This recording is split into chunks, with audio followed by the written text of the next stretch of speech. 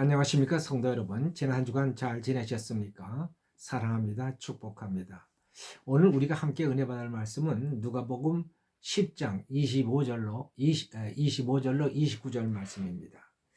어떤 율법사가 일어나 예수를 시험하여 가로되 선생님 내가 무엇을 하여야 영생을 얻으리이까? 예수께서 이르시되 율법에 무엇이라 기록되었으며 네가 어떻게 읽느냐? 대답하여 가로되 내 마음을 다하며 목숨을 다하며 힘을 다하며 뜻을 다하여 주 너희 하나님을 사랑하고 또한 네 이웃을 내 몸과 같이 사랑하라 하였나이다. 예수께서 이르시되 내 대답이 옳도다. 이를 행하라. 그러면 살리라 하시니 이 사람이 자기를 옳게 보이려고 예수께 여짜오되 그러면 내 이웃이 누구오니까? 자, 어떤 율법사가 예수님을 시험하며 물었습니다. 선생님, 내가 무엇을 하여 영생을 얻겠습니까? 그러자 예수께서 바로 답을 주지 아니하시고 오히려 되물었습니다. 율법에 무엇이라 기록되었으며 어떻게 읽느냐? 그러자 율법사가 대답합니다. 내 마음을 다하며 목숨을 다하며 힘을 다하며 뜻을 다하여 주 너희 하나님을 사랑하고 또한 네 이웃을 내 몸같이 사랑하라 하였나이다. 그 대답을 들은 예수님께서 내 대답이 옳도다. 이를 행하라. 그리하면 살리라 하셨습니다. 그 율법사는 정말로 율법에 대해 박식하고 정통했습니다. 그는 영생을 얻는 길을 율법적으로 정확하게 알고 있었습니다. 물론 예수님이 말씀하시는 영생을 얻는 길과는 다르지만 어쨌든 그는 율법으로 영생을 얻는 길을 알고 있었습니다. 자, 예수님이 가르치신 영생 얻는 길은 무엇입니까? 우리가 잘 알고 있는 요한복음 3장 16절입니다. 하나님이 세상을 이처럼 사랑하사 독생자를 주셨으니 이는 저를 믿는 자마다 멸망치 않고 영생을 얻게 하려 하심이라. 예수 그리스도를 믿음으로 영생을 얻습니다. 이것이 복음입니다. 그러니까 예수님은 이렇게 대답했어야 합니다. 나를 믿으면 영생을 얻으리라. 이것이 정답입니다. 그런데 예수님은 율법사에게 그 말씀을 한마디도 아니하셨습니다. 왜 한 말씀도 아니하셨습니까? 예수님은 아셨습니다. 그가 예수님을 시험하고 있다는 사실을 알고 계셨습니다. 시험은 누가 하는 것입니까? 상대를 넘어뜨리려는 의도를 가진 자가 하는 것입니다. 그런 사람에게는 정답을 얘기해 줘봐야 아무 소용이 없습니다. 율법사는 예수님으로부터 나를 믿으면 영생을 얻으리라 하는 말씀을 기다렸을 것입니다. 율법사는 예수님의 대답을 예상하고 있었습니다. 그리고 또 다른 공격을 준비하고 있었을 것입니다. 그런데 오히려 예수님께서 예수님에게 질문을 당하고 말았습니다. 예수님으로부터 역공을 당한 것입니다. 영생이라는 주제를 가지고 율법사와 예수님 사이에 공방이 벌어졌습니다. 율법사는 율법학자의 입장에서, 예수님은 복음적 입장에서 영생의 주제를 가지고 공방이 벌어진 것입니다. 공격은 율법사가 먼저 했지만 예수님은 쉽게 공격의 주도권을 빼앗아 율법사를 공격했습니다. 예수님의 질문은 예리했습니다. 율법사의 허를 찔렀습니다. 그는 교만한 사람이었습니다. 그는 율법에 박식하고 정통했지만 또한 인격적으로 교만한 사람이었습니다. 그 교만이 그 사람의 허점이었습니다. 예수님은 교만을 찔렀습니다. 교만한 사람은 자기 지식을 자랑하고 싶어 합니다.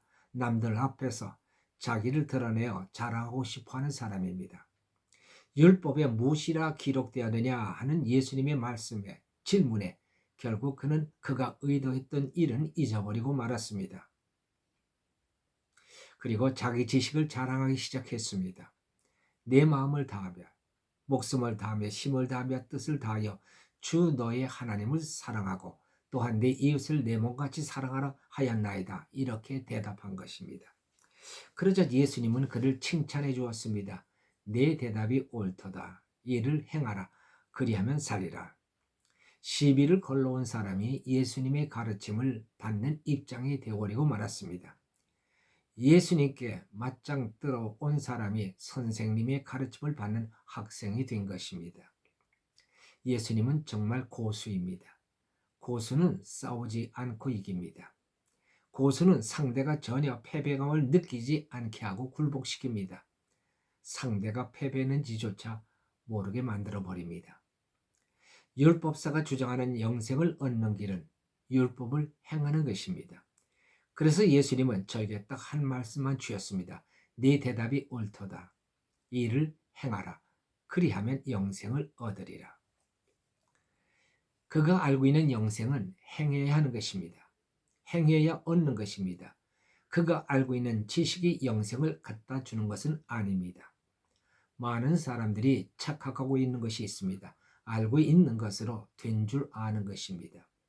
알고 있는 것과 되는 것은 다른 것입니다. 알고 있는 것과 행하는 것은 다른 것입니다. 물론 먼저 알아야 합니다.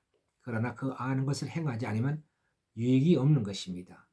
아무리 요리책을 연구하고 공부해도 음식을 만들어 먹지 않으면 아무 소용이 없는 것과 같습니다. 율법사가 율법을 열심히 공부하고 연구하고 암송을 해서 율법이 머리에 가득하고 율법이 그 입에서 줄줄 나온다 해도 그 율법을 행하지 않으면 영생을 얻지 못하는 것입니다. 그는 예수님의 칭찬을 받고 나니 기분이 좋았습니다. 29절에 이 사람이 사람들 앞에서 자기를 옳게 보이려고 한마디를 더합니다. 그러면 내 이웃이 누구입니까? 사람들이 가지고 있는 착각 중에 가장 으뜸되는 것이 무엇입니까? 자기를 의롭게 여기는 것입니다. 율법사도 똑같았습니다. 자기를 옳게 보이려고 한 것은 자기를 의롭게 여겼기 때문입니다. 사람들은 너무나 자기를 모르고 살아갑니다. 착각하고 살아갑니다. 도무지 내가 얼마나 엄청난 죄인인지를 모르고 살아갑니다. 착각하고 사니까 당장은 편할는지 모릅니다. 그러나 그 결과는 몽땅 내 몫입니다. 무서운 형벌을 쌓고 있는 것입니다. 사람들은 다른 사람들에 대해서는 그렇게 야박하면서도 자기에 대해서는 굉장히 관대합니다. 남이 하는 외도는 불륜이라고 손가락질하면서도 자기가 하는 외도는 로맨스라고 합니다. 내로남불입니다. 사람들이 가늠한 여인을 예수님 앞에 끌고 왔습니다. 이런 여자는 돌로 쳐 죽여야 한다고 했습니다. 그러자 예수님께서 사람들에게 죄 없는 자가 먼저 돌로 치라고 말씀하십니다. 그러자 사람들이 양심의 가책을 받아 여자 앞에서 떠나갑니다. 예수님의 말씀을 듣기 전에 사람들은 모두 자기들을 의롭다고 착각하고 있었습니다. 자기를 의롭다고 착각하고 있는 한 영생에 들어갈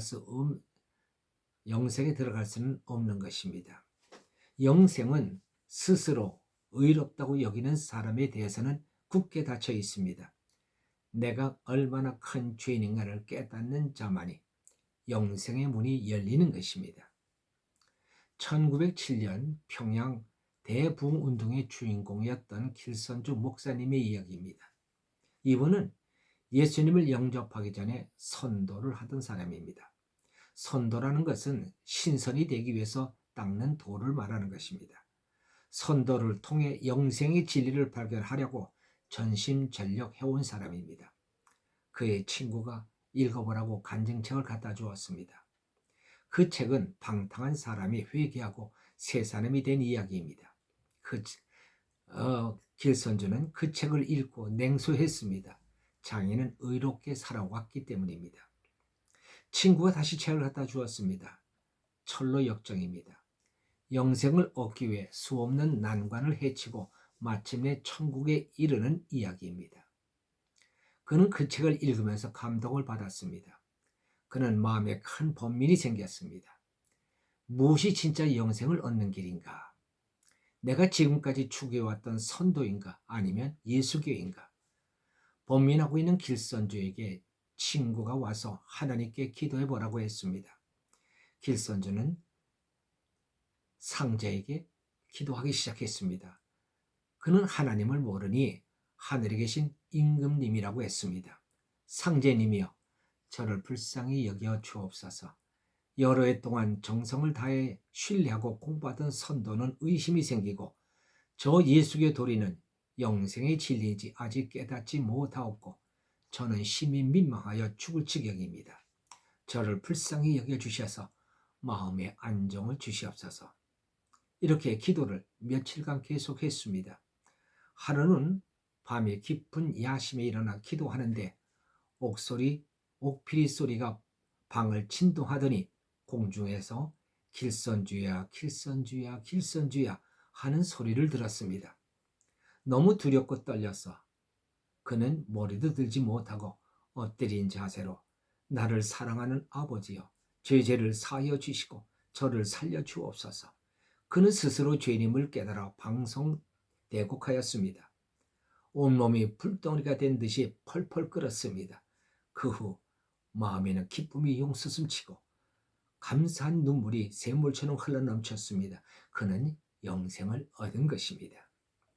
영생은 자기를 의롭게 여기는 사람에게는 굳게 닫혀 있지만 겸손히 영생을 구하는 자에게는 가까이 있는 것입니다. 모르면 하나님께 물어야 하고 알고 싶고 얻고 싶으면 하나님께 구해야 하는 것입니다. 행함으로 영생을 얻을 수 없다는 사실을 깊이 경험한 사람들은 복음이 생수입니다. 예수를 믿음으로 영생을 얻을 수 있다는 말씀이 얼마나 감격스럽고 감사한 일인가요? 나는 가끔 그런 생각을 합니다. 내가 만일 예수님을 몰랐다면, 내가 만일 예수님을 나의 구세주와 주로 영접하지 않았다면 생각만 해도 끔찍한 일입니다. 내게 영생이 있다는 사실을 생각하면 나는 언제나 든든합니다. 환난이 닥쳐도 고난이 있어도 내가 무슨 일을 만나도 그 모든 것을 능히 감당할 수 있는 것은 내게 영생이 있기 때문인 것입니다. 영생은 먼 훗날 내가 죽으면 얻게 되는 것이 아닙니다. 내가 예수님을 나의 주로 영접한 순간 나는 영생을 얻습니다. 나의 영생은 이미 시작됐습니다. 영은 하나님을 의미하는 것이요 생은 생명 곧 삶을 의미하는 것입니다. 영생은 하나님과 함께 사는 삶이요 하나님 나라를 사는 것이요 하나님을 섬기는 것이요 하나님의 뜻과 목적을 이루는 삶이 되는 것입니다. 기도하십시다. 할렐루야. 하나님 아버지 감사합니다. 영생을 얻는 길은 너무나도 쉽고 간단합니다. 그럼에도 불구하고 사람들은 이 쉽고 간단한 영생을 얻는 길을 외면하고 오히려 자기 스스로 그 영생을 얻으려고 노력합니다. 영생을 얻고자 하는 자는 자기의 의가 무너져야 되는 줄 압니다. 내가 행함으로 말미암아 영생을 얻을 수 없다는 사실을 깨닫게 될 때 비로소 영생은 우리 가까이 있게 되는 줄로 압니다. 주여 우리의 죄를 깨닫게 하소서. 영생을 얻게는 내가 너무나도 죄가 많은 죄인임을 깨닫게 도와주시고 이 죄를 가지고 주님 앞에 나가 내가 죄인입니다를 고백할 때 영생의 문이 여는 줄 믿사오니 주여 영생으로 들어가는 저희들 모두가 되게 도와주시고 영원히 예수님과 함께 그리고 하나님 나라를 살아가는 복된 하나님의 사람들 되게 하여 주옵소서. 감사하고 우리 주 예수 그리스도의 이름으로 기도하옵나이다. 아멘.